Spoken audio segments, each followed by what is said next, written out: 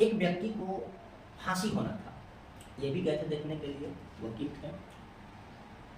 तो उस व्यक्ति को लटका दिया गया। जो ब्रिटेन का कानून है उसमें लिखा है टू हैंग, टू हैंग, इसे लटका दो। उस व्यक्ति को अंग्रेज ने लटका दिया। नेहरू जी ने बोले कि अब उतार दो। अंग्रेज बोले नेहरू का दिमाग खराब है क्या, इसको फांसी का सजा हुआ है, आप बोल रहे हैं कि इसको उतार दो। तो बोले कि हाँ, आपके संविधान में, आपके कानून में लिखा है कि टू हैंग, इसे लटका दो। लटक गया, उतार दो, छोड़ दो इसे। तो उसको छोड़ दिया जाता है, उस व्यक्ति का जान बचा देते हैं ये।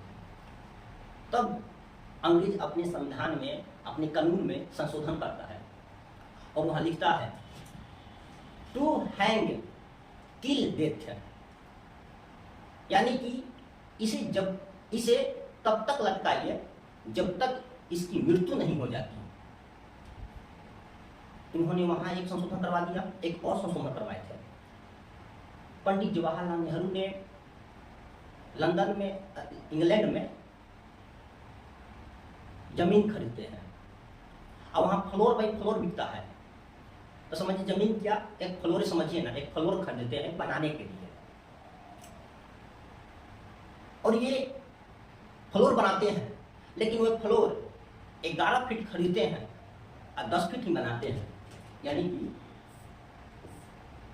ये 11 फीट खरीदे हैं, यहां से ये होगा 11 फीट, ये 10 फीट बनाए, 1 फीट छोड़ दिए, 1 फीट ये छोड़ दिए, नहीं बनाते हैं। दूसरा व्यक्ति आता है, इंग्लैंड में फ्लोर बाई फ्लोर इसलिए दिखता है ना कि वहां जमीन की थोड़ा सा कमी है, तो 1 फीट छोड़ देते हैं। तो दूसरा व्यक्ति आता है दूसरा फ्लोर खरीद कर बनाने के लिए, तो ये कहते हैं कि आप नहीं बना सकते हो। बोले क्यों नहीं बना सकते भाई, आप तो बना लिया, इसके बाद तो मैं बनाऊंगा। कहते हैं कैसे बना लीजिएगा, इसके बाद अभी मेरा 1 फीट बचा है, मैं अभी करा हूँ 10 फीट बनाए हैं, 1 फीट मेरा बचा है, ये कागज देखो 11 फीट हम खरीदे हैं। तो कहा कि नेहरू जी ने कहा यदि आपको बनाना है तो 1 फीट छोड़कर इसके ऊपर बनाओ। भाई हवा में घर बनाओ, तो बताइए कोई हवा में घर बनाएगा? इंग्लैंड के लोग माथा पीटने लगे कि भाई साहब ये इतना पढ़ लिया है कि इंग्लैंड के कानून को सुधारना पड़ रहा है। तब वहां पर उन्होंने अपने कानून को सुधारा है। नेहरू जी बहुत पढ़े लिखे व्यक्ति थे, लेकिन नेहरू जी के कुछ अपने लोग प्रेम भक्ति के कारण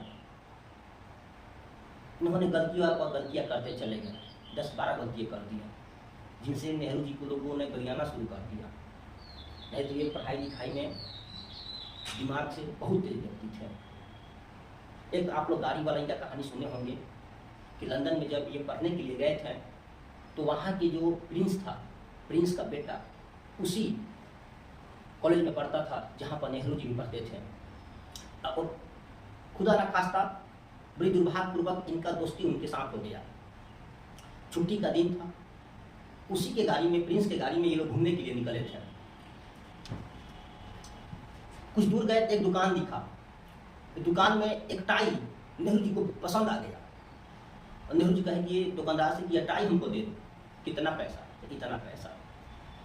ये टाई प्रिंस को भी पसंद आ गया, तो बोले कि ये टाई हमको भी दे दो। दुकानदार ने कहा कि टाई केवल एक है, तो कहा कि देखिए मैं प्रिंस का बेटा हूँ, मैं इंग्लैंड का, इस हिसाब से टाई हमको दे दीजिए।